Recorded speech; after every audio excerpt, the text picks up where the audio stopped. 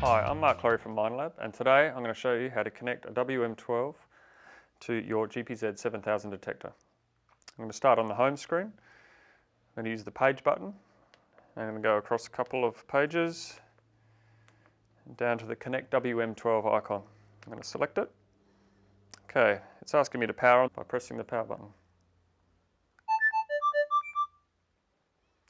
Okay, the next thing it's asking me to do is to choose a channel. It's randomly selected a wireless channel for me to connect across, so I'm just going to go with the one it's chosen. And now it's asking me to press the pair button. And I can hear the audio coming out of this now. That's now connected, and we could walk around with wireless audio. The next thing we're going to do is connect an additional WM12. I'm just going to put this one on my arm.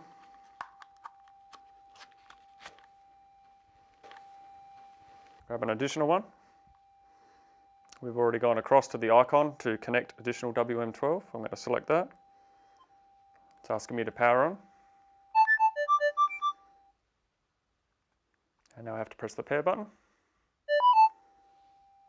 And now I have audio coming out of this one as well.